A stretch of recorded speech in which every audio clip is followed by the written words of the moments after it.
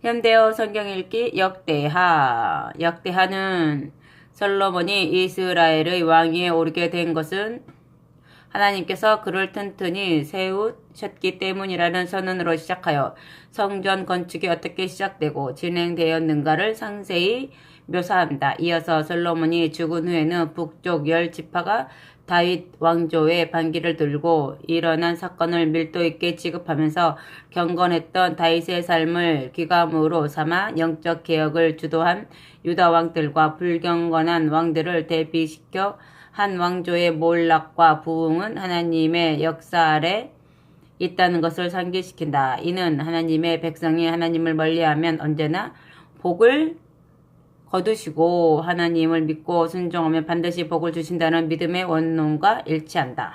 아멘. 역대하 1장. 다윗 솔로몬이 지혜를 구하다. 다윗의 아들 솔로몬은 튼튼한 통치 기반을 갖게 되었다. 그가 섬기는 하나님 여호와께서 함께 계시며 세력을 아주 강하게 키워주셨기 때문이다. 솔로몬이 왕위에 오른 다음 가장 먼저 한 일은 온 이스라엘의 대표자와 관리들을 모아놓고 여호와께 예배를 드린 것이다.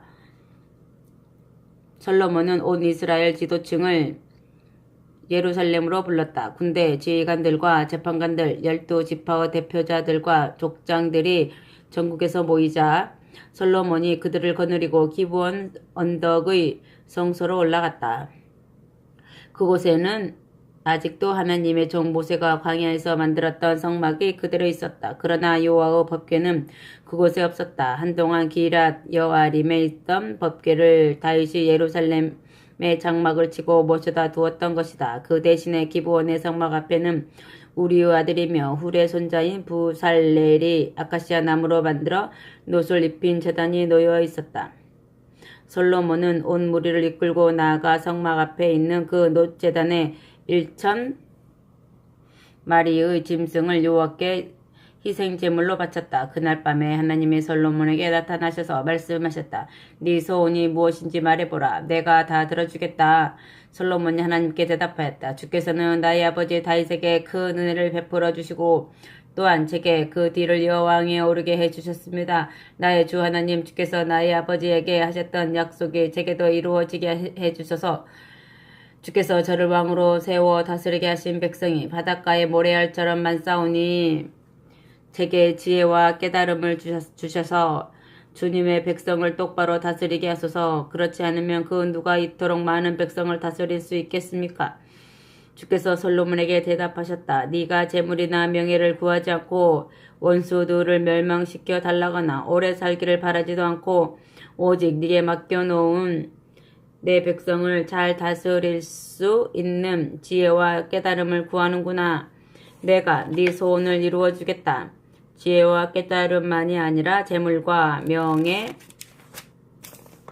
명예도 함께 주겠다. 네 앞에 어떤 왕도 누리지 못하였고 네 뒤에 어떤 왕도 누리지 못할 재물과 명예를 네게 주겠다. 이에 솔로몬이 기브온 성소의 성막에서 예루살렘으로 돌아와 이스라엘을 다스렸다. 아멘. 솔로몬의 권세와 부. 솔로몬이 특별 전투단을 조직하고 전차로 무장을 해놓으니 1400대의 전차와 12,000명의 전차 부대원이 마련되었다. 그는 그 가운데 일부는 수도 예루살렘에 배치하고 나머지는 모두 전차 부대 성읍들에 배치하였다. 예루살렘에 있는 솔로몬 왕궁에서는 금과 은을 돌처럼 흔하게 쓰고 레바논산에서 수입해 오는 송백도 야산지대에서 나는 돌 무화과 나무처럼 풍부하게 사용하였다. 솔로몬은 애굽과 길리기야 지방에서 군마도 들여왔다. 애굽에는 왕궁에 군마 구입 사절단을 직접 보내 현금을 주고 말을 사들였는데 그들은 전차도 애굽에서 들여왔다. 전차 한 대의 값은 은 600세겔, 군마 한 마리의 값은 은 150세겔이었다. 솔로몬이 보낸 상인들은 이렇게 군마와 전차를 수입해다가 북쪽의 헷 족속과 아람 족속의 왕들에게 다시 팔았다. 아멘. 성전 건축을 위한 만반의 준비. 그러나 2장 그러나 솔로몬에게는 재물의 축적과 군대 체제의 확립보다도 여호와의 성전 건축이 더욱 중요하였다. 그래서 솔로몬이 여호와의 이름을 위하여 성전을 짓고 자신을 위해서 궁전을 짓도록 명령을 내렸다. 솔로몬은 우선 이스라엘 전국에 거주하는 이방인의 수를 조사하고 그들에게 강제 노동을 부과하였다.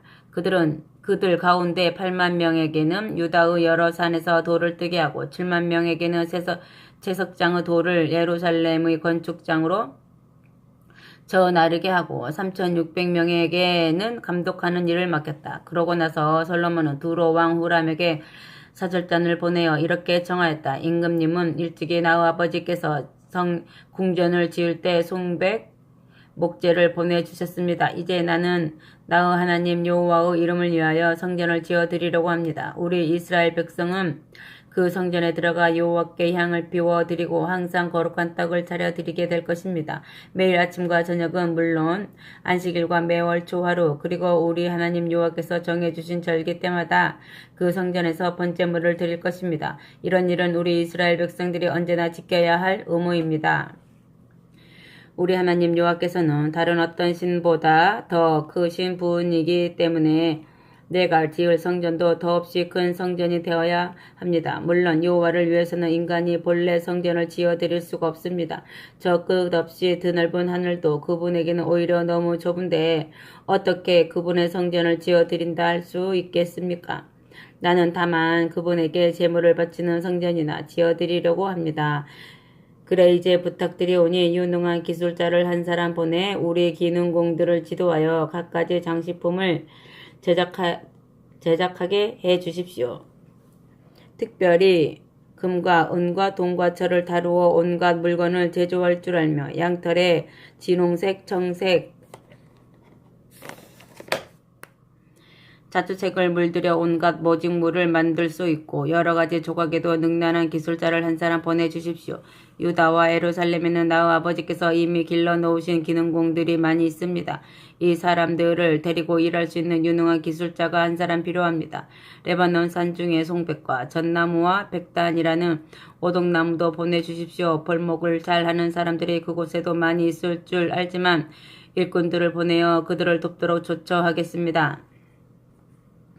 그러므로 목재를 많이 준비해 주십시오. 나는 지금 놀랄 만큼 크고 아름다운 성전을 지으려고 하니 넉넉히 지원해 주십시오. 임금님의 일꾼들이 벌목하는 동안에 먹고 마실 식량으로 밀 2만 썸, 보리 2만 썸, 포도주 2만 말, 기름 2만 말을 모두 내가 되겠습니다. 아멘. 두로왕 후람의 지원 승낙. 두로왕 후람이 솔로몬의 요청을 받고 즉시 회신을 보냈다. 여호와께서 당신을 왕으로 세우신 것을 보니 그분이 자기 백성을 얼마나 사랑하고 계신지 짐작해 알 것 같습니다. 후람은 솔로몬의 성전 건축을 찬양하면서 계속 이렇게 썼다. 천지를 지으신 이스라엘의 하나님 여호와께서 다윗에게 당신과 같이 유능하고 슬기로운 아들을 주어 왕위를 계승하게 하셨으니 어찌 그분에게 감사를 드리지 않을 수 있겠습니까? 당신이 그분에게 성전을 지어드리고 당신이 사용할 궁궐도 짓기로 하셨다니 참으로 슬기로운 결정입니다. 나는 이제 당신의 모든 공사를 도울 유능한 기술자로 나의 공사 대장인 후람을 보내드리겠습니다. 그의 어머니는 이스라엘 단 지파 사람이며 아버지만 이곳 두로 사람입니다. 그는 금과 은과 놋새와 철과 돌과 나무를 다루어 온갖 물건을 제조할 줄 압니다. 양털에 진홍색, 청색, 자주색을 물들여 온갖 모직물을 만들 수 있고 못이나 가는 배도 짤 수 있고 온갖 종류의 조각에도 능숙합니다. 그는 어떤 일이든지 맡겨만 주면 모두 고안해서 만들어낼 것입니다. 이미 그는 당신의 기술자들과 당신의 위대한 선진 다윗의 기술자들을 도와 함께 일할 각오가 되어 있습니다. 그러므로 이제 당신이 약속한 밀과 보리와 포도주와 기름을 우리 일꾼들에게 보내주십시오. 그러면 레바논 산중의 나무를 벌채하여 당신에게 필요한 만큼 충분히 보내드리겠습니다. 우리가 그 목재를 뗏목으로 바다에 띄워 유다 땅의 요빠 항구에까지 가져다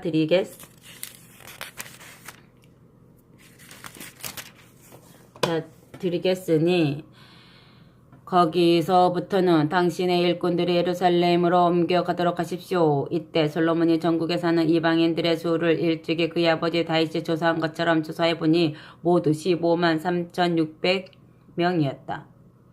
솔로몬이 그들 가운데 8만 명에게는 유다의 여러 산에서 돌을 뜨게 하고 7만 명에게는 제사장의 돌을 예루살렘의 건축장으로 전하르게 하고 3,600명에게는 부역을 독려하는 감독의 일을 맡겼다. 아멘. 성전 부지와 공사 착수. 3장.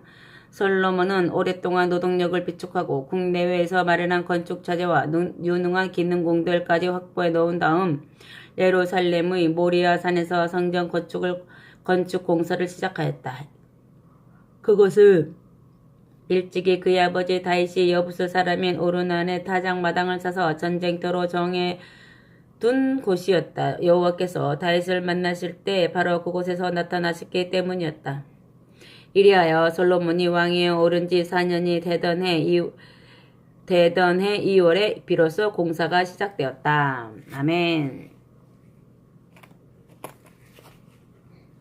성전의 규모와 장식. 성전의 길이는 27m였고 너비와 높이는 각각 9m였다. 성전의 맨 앞에는 현관이 하나 붙어 있었다. 너비는 성전의 너비에 따라 9m이고 길이는 4.5m로 성전 전체의 길이에 이어서 나란히 건축되고 높이는 54m나 되었는데 솔로몬은 이 현관의 모든 벽과 천장을 순금으로 입혀놓았다.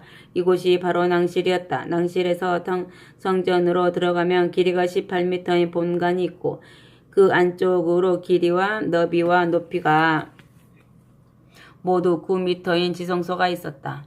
솔로몬이 성전의 본관 내부에는 모두 전나무 판자를 대게 하고 내벽과 천장에는 순금을 입히고 그 위에 종려나무 가지와 꽃사슬들을 새겨 놓았다. 솔로몬은 또 본관 전체는 온갖 보석으로 찬란하게 꾸며 놓았다. 본관 장식에 사용한 금도 아라비아의 바르와임에서 들여온 제거품이었다. 이렇게 하여 성전 내부는 석가래와 문지방과 벽과 문에 이르기까지 모두 금을 입혔다. 또 벽에는 그룹들도 새겨져 있었다. 길이와 너비와 높이가 모두 9m인 지성소는 현관에서 볼 때 가장 깊은 곳에 자리 잡고 있었다. 이 지성소 내부도 모두 순금을 입혔는데 여기에 사용된 금은 600달란트나 되었고 못에 입힌 금의 무게만도 53개이나 되었다. 모든 다락방의 벽과 천장에도 금을 입혔다. 지성소에는 두 그룹의 형상을 주조하여 금을 입혀 놓았는데 이 그룹들은 성전 본관 바닥보다 4.5m 높은 곳에 안치되어 있었다. 한 그룹이 양쪽 날개를 다 펴면 그 길이가 4.5m였다. 두 그룹은 나란히 설치되어 있어서 그 둘이 편 날개의 끝이 지성소의 한가운데서 맞닿고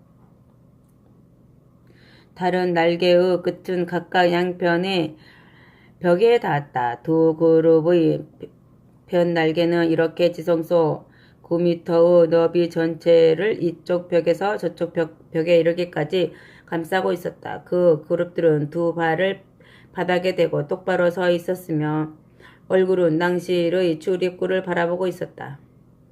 솔로몬은 또 지성소와 성전 본관 사이에 휘장을 쳐 놓았는데 모시로 날줄을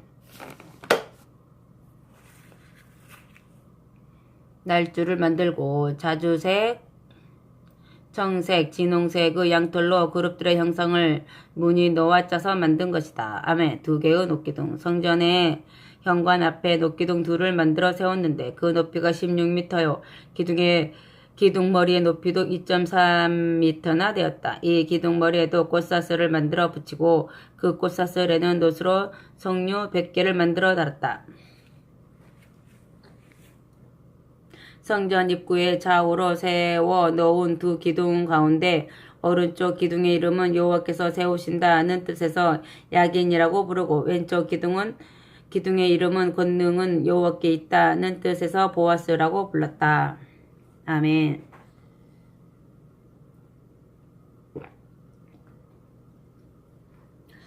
성전에 설치한 비품들. 4장.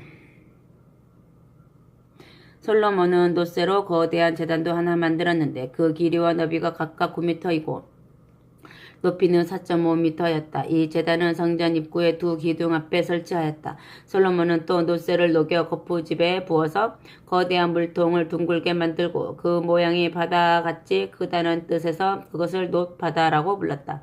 직경이 4.5m, 그 둘레의 길이는 13.5m, 높이는 2.3m였다.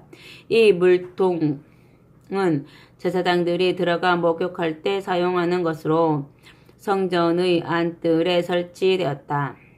물통가에는 4.5cm 간격으로 빙 둘러서 두 줄로 조롱박처럼 생긴 손잡이가 장식되어 있었는데 물통을 부어서 만들 때 함께 주저된 것이다. 물통은 놋쇠로 만든 12마리의 소들이 떠받치고 있었다. 이 소들은 3마리씩 짝을 지어 밖으로 동서남북을 바라보고 있어서 그들의 꼬리가 모두 안쪽으로 마주보게 되어 있었다. 이 물통의 두께는 보통 손바닥 폭만큼 두꺼웠고 그 가장자리가 백합꽃 모양의 잔처럼 바깥으로 향하여 둥글게 휘어져 있었다. 이 물통에는 약 66km의 물을 담을 수 있었다. 솔로몬은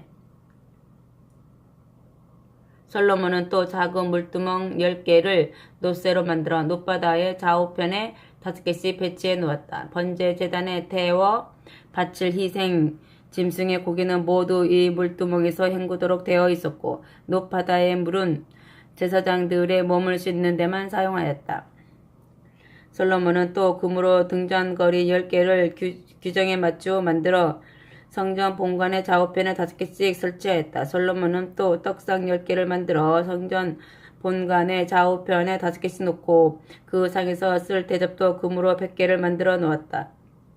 솔로몬은 안뜰과 바깥뜰도 만들어 놓았다. 안뜰은 성전과 직접 맞닿은 좁은 뜰로서 의식을 거행하기 위해 몸을 정결히 씻은 제사장들만이 들어갈 수 있었다. 바깥뜰은 성전 둘레를 다 차지하는 넓은 뜰로서 일반 대중도 들어갈 수 있었다.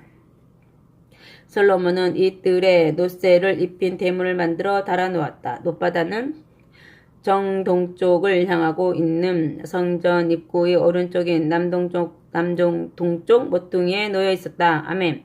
성전 기구들의 총 목록. 두로에서 온 뛰어난 기술자 후람은 솔로몬 왕의 지시에 따라 여호와의 성전에서 쓸 재받는 항아리와 부삽과 대접들을 만들었다. 그는 놋을 녹여 부어서 그런 물건들을 만든 뒤 닦아서 윤을 냈다. 그가 만든 물건들을 열거하면 다음과 같다.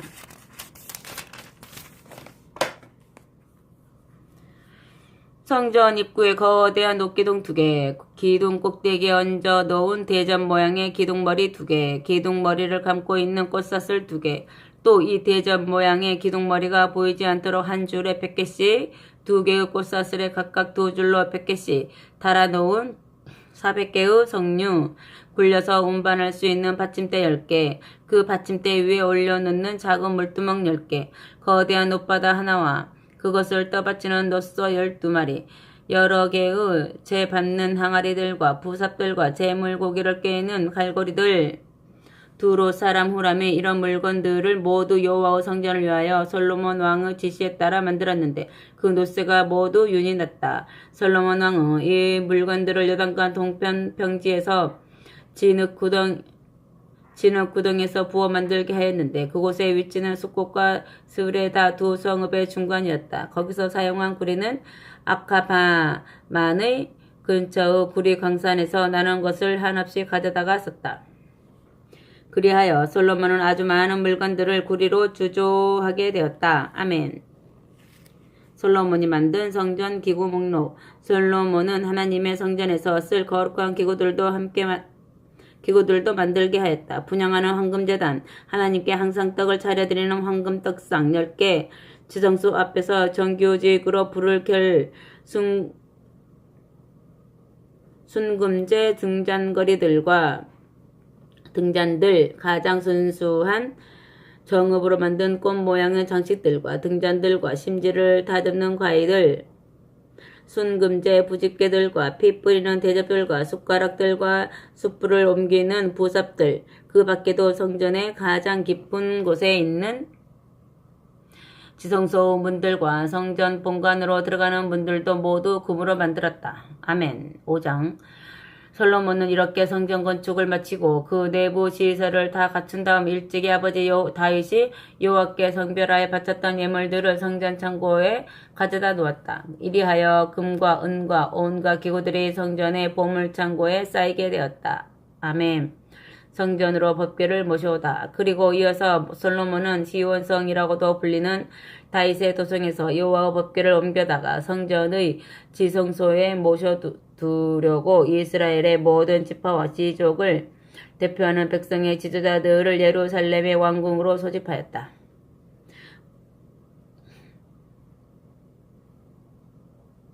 법궤가 아직 다윗이 임시로 예루살렘에 만들어 놓은 장막 안에 보관되어 있었기 때문이다. 이스라엘의 모든 사람들이 그의 7월 장막절을 기하여 왕 앞에 모였다. 그러자 레위 지파의 제사장들이 이스라엘의 모든 장로들을 거느리고 가서 법궤를 메어왔다. 법궤를 모셔두었던 성막과 그 안에 보관되어 있던 성막의 기구들도 모두 그들의 성전으로 옮겨다 놓았다.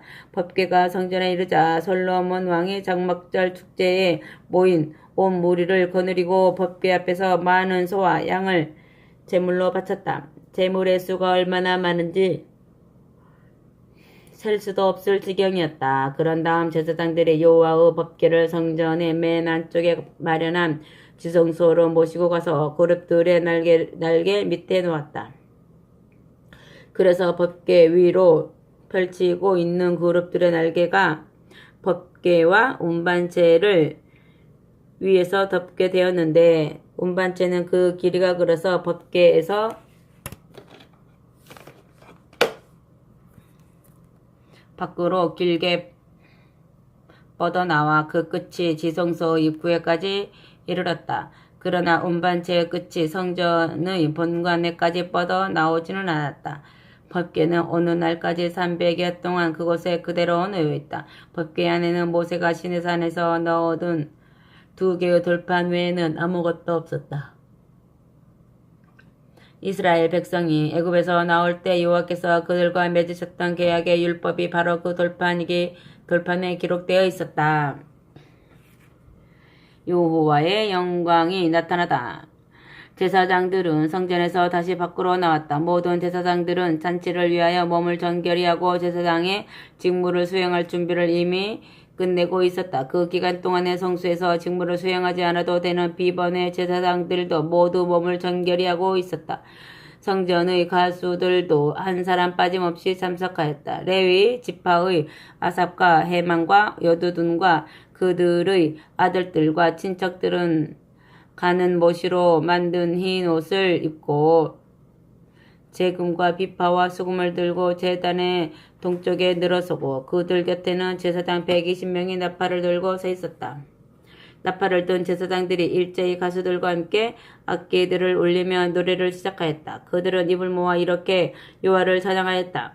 여호와께서 우리를 잘 대해주셨다. 그분의 사랑은 영원히 그치지 않으신다.